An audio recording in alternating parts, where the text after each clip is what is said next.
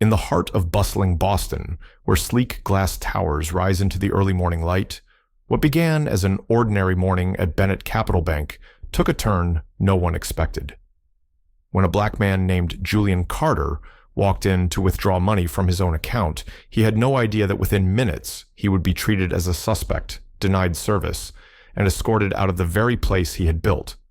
It was an insult not only to his dignity, but to a truth no one there saw coming. They had just thrown their own CEO out the door, and Julian Carter, the man they dismissed, wasn't about to stay silent. At a high-end bank in the heart of downtown Boston, the morning unfolded like any other. Polished marble floors reflecting sunlight through tall glass windows, sharply dressed employees moving briskly, and the steady chime of service bells marking each transaction. But that calm was shattered by a moment of injustice, one that everyone present would remember, tied forever to the name Julian Carter. Julian, a black man in his early 40s, dressed simply in a light blue shirt, khaki pants, and clean white sneakers, approached the counter to withdraw $15,000 from his personal account. A routine transaction, if only his skin color hadn't been the first thing noticed.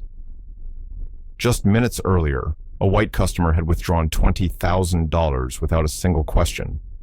But when it was Julian's turn, Heather Myers, a blonde teller, coldly brushed him aside. She didn't ask for his name, didn't smile, just slid a form across the counter and said flatly, "Fill this out." Julian handed over his ID and account details. She glanced at the withdrawal amount and immediately pushed the form back. "We don't process large cash withdrawals like that." Julian looked toward the door. The man before him had already walked out, money in pocket, with no issue. "He just took out $20,000, Julian said, his voice calm. "Why not me?" Heather pressed her lips tight, said nothing, and glanced toward the back office, where Victoria Lang, the branch manager, stood with arms crossed, watching everything. A barely visible nod, and within minutes, security was called. Julian didn't resist. He didn't shout. But inside, he was boiling. This wasn't the first time he'd faced discrimination, but today was different. Today, they treated like a criminal, the very man who founded this bank. And they were about to pay for that, just not in a way they could have ever seen coming. Julian stood still as every eye in the room slowly turned toward him. No one said a word. Some customers whispered, a few employees glanced over, then quickly looked away. He could feel the tension spreading across the lobby, like the air had been sucked out. Heather remained at the counter, arms crossed, pride gleaming in her eyes, as Ethan Rhodes, the security guard, started walking over. Tall, white, with an icy stare, he moved with heavy steps, ready to handle the situation. Victoria Lang didn't need to give a direct order. A single raised eyebrow, a subtle nod. That was enough. Julian saw it all, and in that moment, he understood. Even with proper ID and his account information in front of them, he was not seen as a real customer because of his skin color, because of how deeply bias was baked into the system they followed. "You need to step outside," Ethan said flatly. Julian turned to face him, eyes steady. "Because I want to withdraw money from my own account?" "We are not permitted to continue serving you if you don't cooperate," Victoria interjected, her voice calm, but each word laced with quiet threat. Julian gripped his phone. He didn't yell, he didn't argue. He simply turned on the camera and started recording. "You're refusing to process my transaction," he said clearly, voice low and steady. "Even though I've provided ID, account information, and just watched you approve a larger withdrawal for a white customer without a single question." The air in the bank froze. Heather's face drained of color. Victoria clenched her jaw. Ethan stiffened, then, without a word, grabbed Julian's arm and began dragging him toward the door. No warning, no courtesy. Julian stumbled, his shoulder hitting the glass frame. A sharp gasp came from the corner. Someone had seen it, but no one dared to intervene. As the automatic doors opened, Ethan shoved him outside like tossing out a problem. Then, in one final act of contempt, he threw Julian's ID card onto the stone floor as if it were trash. Julian stood motionless. The morning wind hit his face, cold, but not colder than what he felt from the people who had just cast him out of a place he had built with sweat, blood, and belief. Then someone bent down to pick up the card. Tyrone Bell, another security guard, black, mid-30s, eyes tired not from the shift, but from years of witnessing too much injustice. "This place," Tyrone said quietly, handing the card back, "it's always like this." Julian looked at him, said nothing, but their eyes understood each other, deeply. Tyrone continued, "Doesn't matter how good you are, what degrees you've earned, or how respectful you act. They don't want us here, unless we're wearing a guard's uniform, or cleaning, or part of some diversity report." He glanced up at Ethan through the glass. His voice dropped. "But this isn't new." Julian didn't respond. He just took out his phone, opened his contacts, and dialed a number.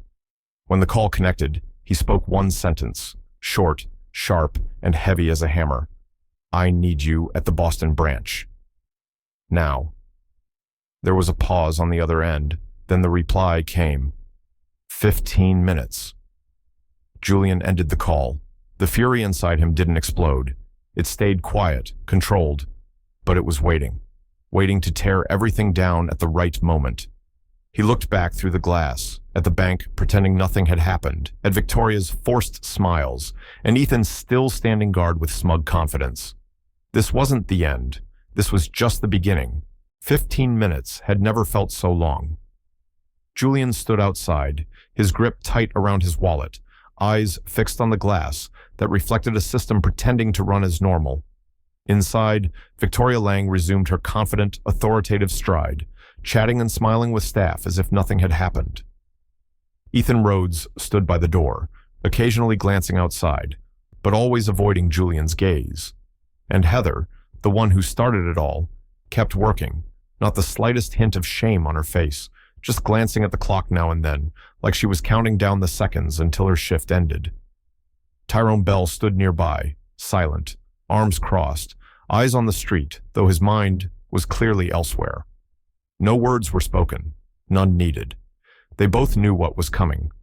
A sleek black car pulled up at the curb, no horn, no noise, but everything around it seemed to slow. The door opened, and out stepped Charles Warren, a white man with silver hair, sharp in a tailored gray suit, walking with calm, confident urgency. No badge, no need for an introduction. The security guard nodded, and the bank's glass doors opened automatically, as if the building itself knew who had arrived. Ethan Rhodes straightened the moment Charles stepped inside. Victoria Lang looked up, her eyes widening in rare surprise before she quickly pulled her professional smile back into place. "Mr. Warren, I didn't expect—" "Clearly," Charles cut in, his voice sharp as a blade. He didn't stop. He didn't smile. He glanced at Julian standing right behind him. Just one look, but it was enough to quiet the entire room. Charles wasted no time.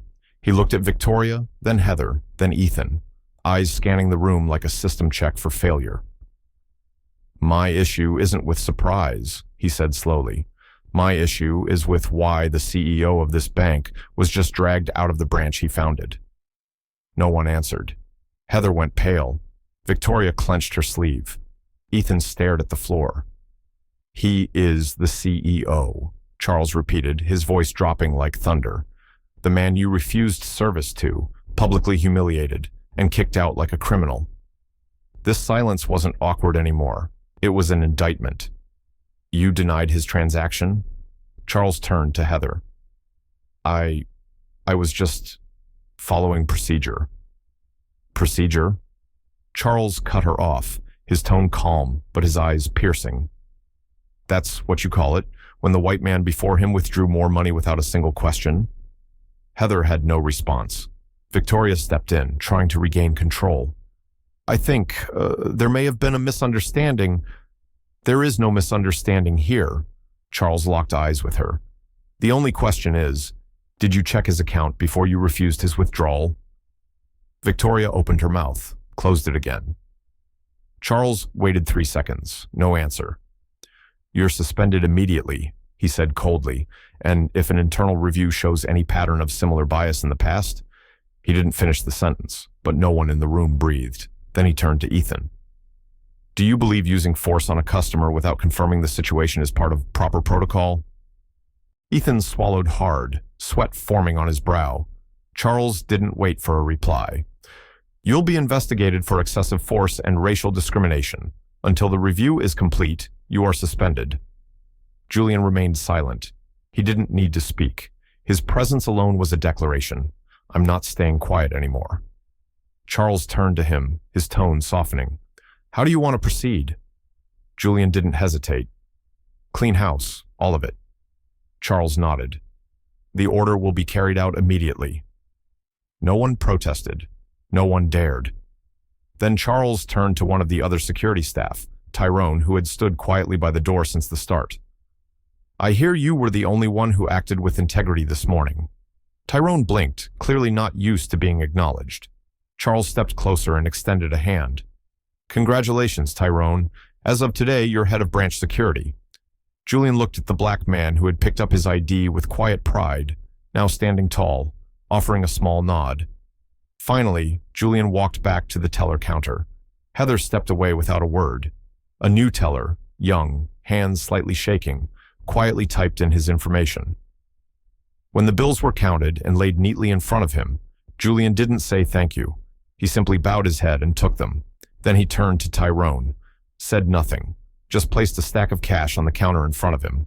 Tyrone frowned. "Sir?" Julian gave a small nod. "Take the day off." Tyrone smiled, for the first time all day. "And Julian?"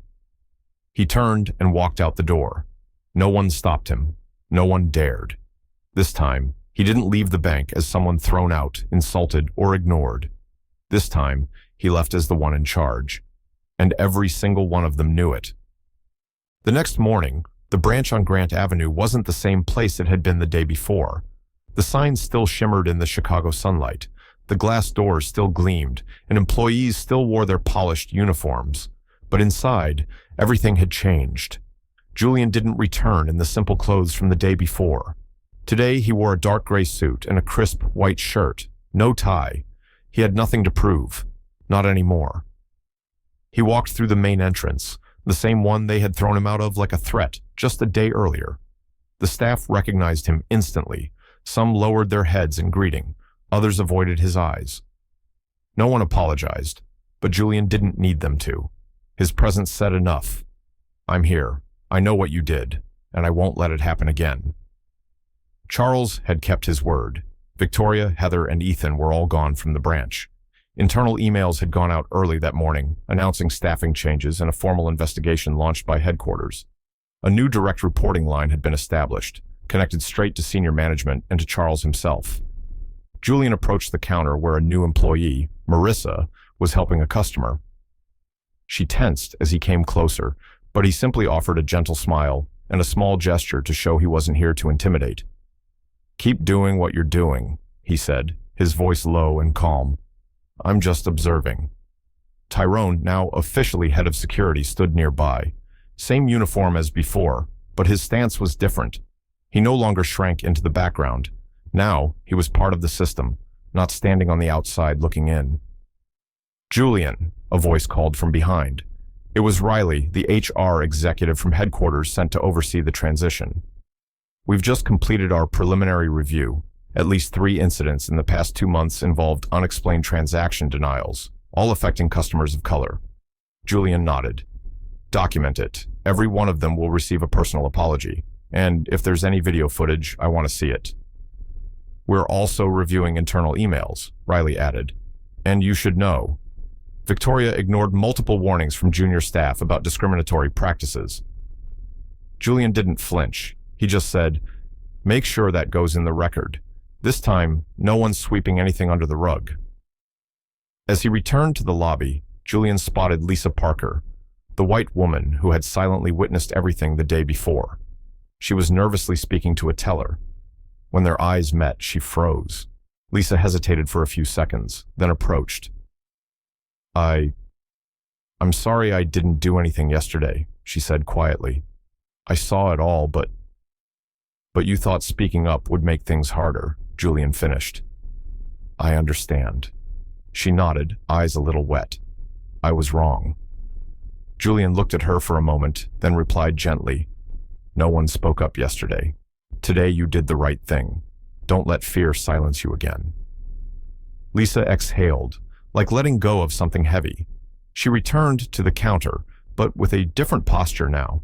Maybe not everyone was ready to stand up, but at least she had started.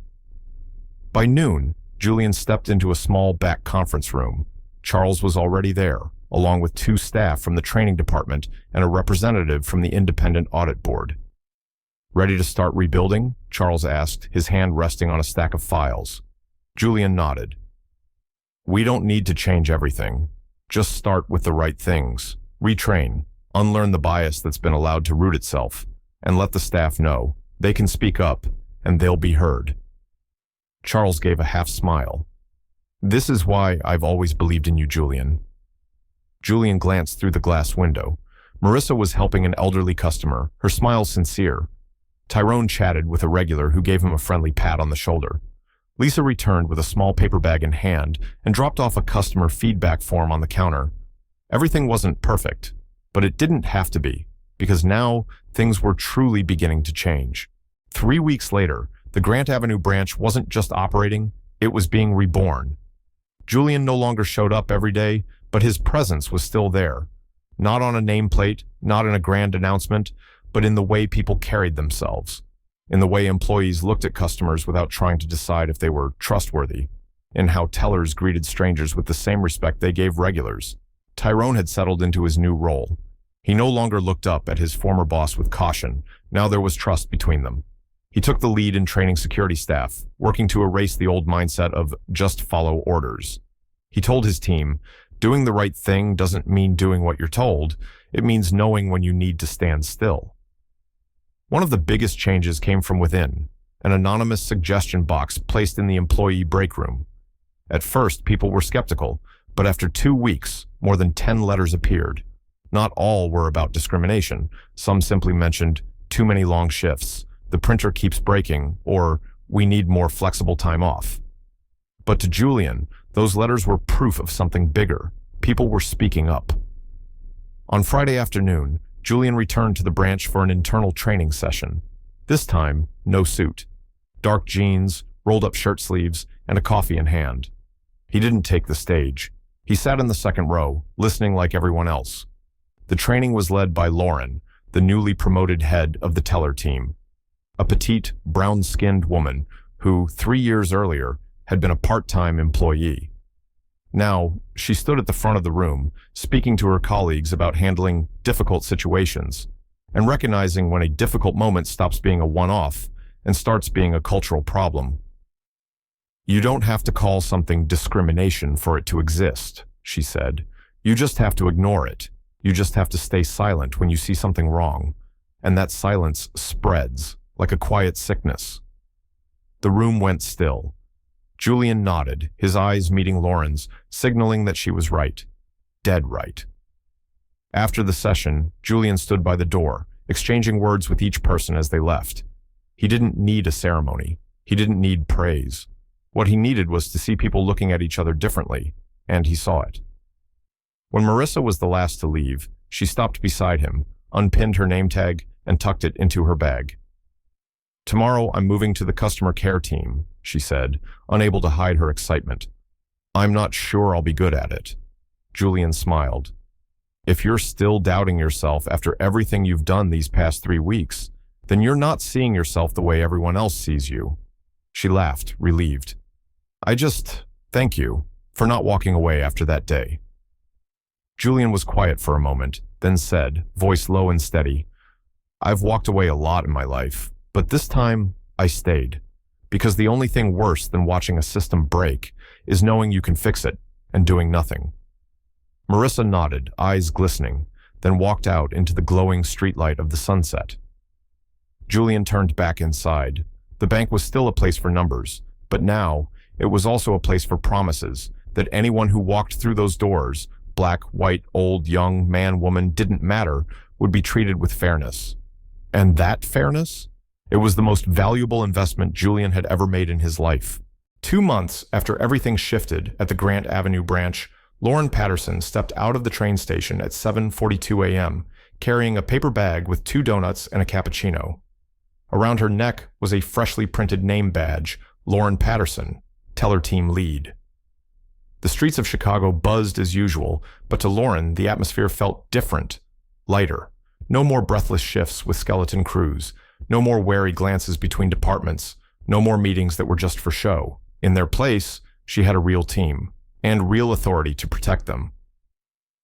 As she stepped into the main lobby, she spotted Julian standing by the front desk, chatting with an older customer. He no longer carried the air of a high and mighty CEO, more like a mentor, quiet, grounded. When their eyes met, he gave her a slight nod. No words needed, just recognition that she was on the right path. Lauren headed straight into the staff room, dropped the donut bag on the center table, and pulled out a chair. Darnell was making coffee, humming softly. Tyrone sat in the corner, reading emails on his tablet, now officially the head of security. "What's the special today?" Darnell asked. Lauren looked up with a smile. "New intern starts today. Dana. She's from South Shore Community College. She'll be on the afternoon shift at the counter." Tyrone nodded. "I interviewed her last week. Good attitude. Bit shy at first, but listens well. That's what matters." Lauren took a sip of her coffee. "First time in 3 years, I don't feel like I'm fighting the place I work in," she said, half joking. Darnell raised an eyebrow. "So, what are you fighting now?" Lauren glanced out at the lobby, where a customer was being helped efficiently. "Just fighting to keep this on track," she replied, "so people like Dana won't have to go through what we did." Silence settled for a second. Then Tyrone smiled slightly. "Maybe for the first time in a long while. I actually believe that's possible." That afternoon, as Lauren showed Dana around the teller area, she found herself repeating the same words Julian once said to her. "You don't need to prove you belong here. Just do your job well, and we'll take care of the rest." Dana looked at her with eyes full of gratitude and surprise. Lauren recognized that look.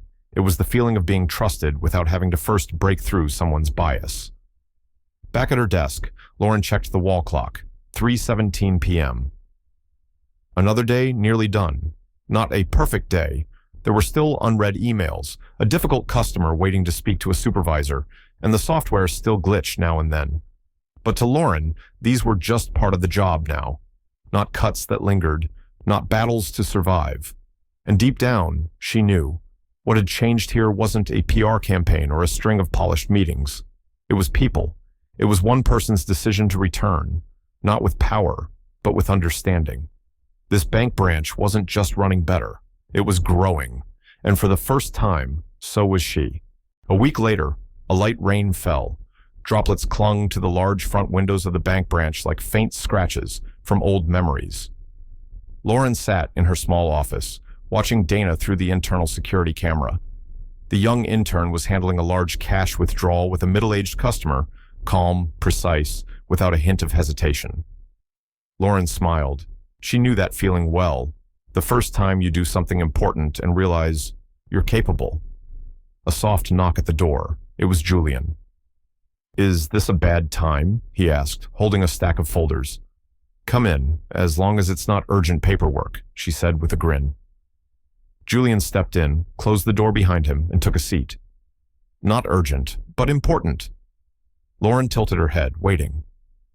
"There's a situation at the Brooklyn branch," Julian began carefully. "An employee was suspended after sending an email accusing their manager of discrimination. We've received a copy of the complaint because HR over there is trying to bury it." Lauren exhaled. "Another branch repeating the old script." "Exactly. And this time, I'm not letting it slide quietly." She nodded. "You want me to go?" "No, I want you to recommend the right person. Not someone who pounds the table, someone who listens."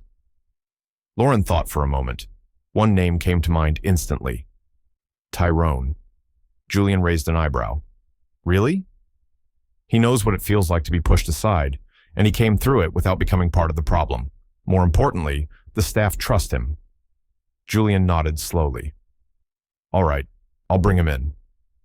They sat in silence for a moment before Julian added, "Lauren, I know things here still aren't perfect, but because of you, at least now they're real." She smiled. No thanks necessary. A few hours later, when Lauren returned to the teller area, she saw Dana standing there, looking pale, holding a small slip of paper. "What's going on?" Lauren asked. Dana handed her the note. clearly shaken. It was a message left by the customer after their withdrawal. "Thank you for making me feel like a human being, not just a number in the system. Don't lose that." Lauren folded the note and tucked it into her pocket. "Do you understand?" Dana nodded. "Yeah, I think I do." Lauren gave her shoulder a gentle squeeze.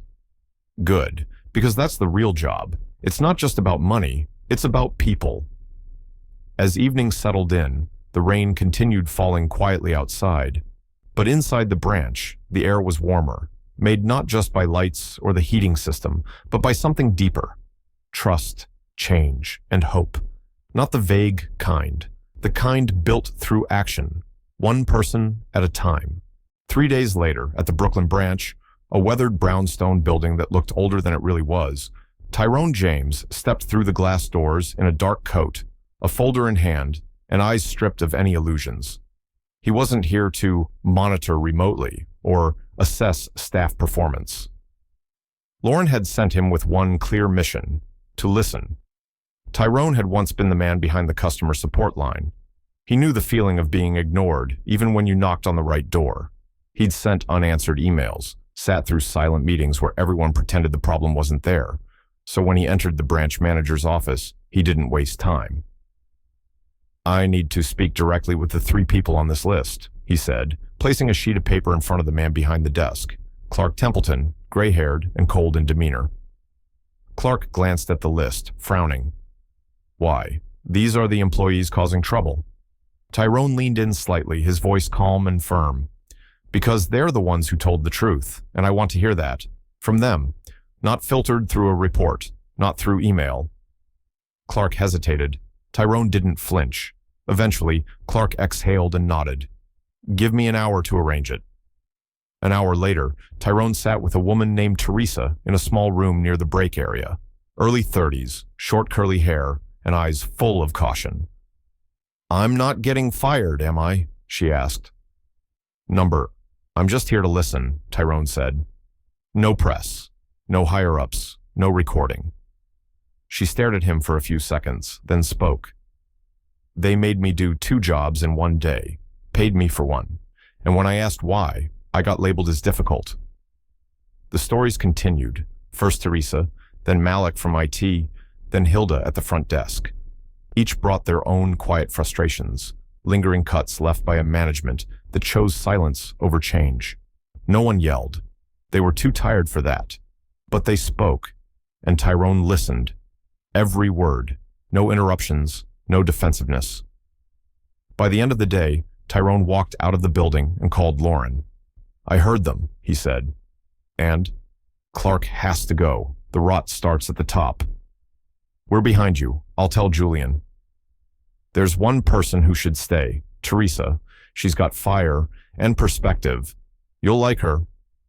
Lauren chuckled softly. "I'm sure I will. When are you heading back to Chicago?" Tyrone thought for a second, eyes on the soft glow of sunset over the city's rooftops. "Give me 2 more days. There's one more thing I need to do." 2 days later, Clark Templeton was asked to step down. No press release, no excuses. An internal report, compiled by Tyrone, was sent directly to headquarters, complete with evidence and first-hand accounts. Teresa was invited to join the branch's policy reform team, her voice finally part of the conversation on how things should run. That evening, as Tyrone stepped out of the Brooklyn subway station, his phone buzzed. A message from Lauren. "Thank you for not just looking, but seeing." He smiled and slipped the phone back into his pocket. Sometimes, the smallest change begins with simply listening to the ones no one ever bothered to ask. Power doesn't always wear a tailored suit, and not every process is truly fair. Julian Carter's story isn't just proof of how silence is often underestimated. It's a wake-up call about how bias can seep into even the smallest actions and leave the deepest wounds. But Julian didn't let anger turn into retaliation. He chose truth, he chose action, and more importantly, he chose the responsibility of a leader to make things right, not just for himself, but for everyone the system leaves behind. Because sometimes, change doesn't start with loud resistance. It starts the moment someone brave enough steps out of line, stands up, and forces everyone else to look again. As an expert in organizational behavior, I believe moments like these don't just challenge prejudice. They reshape the very culture of a company from the inside out.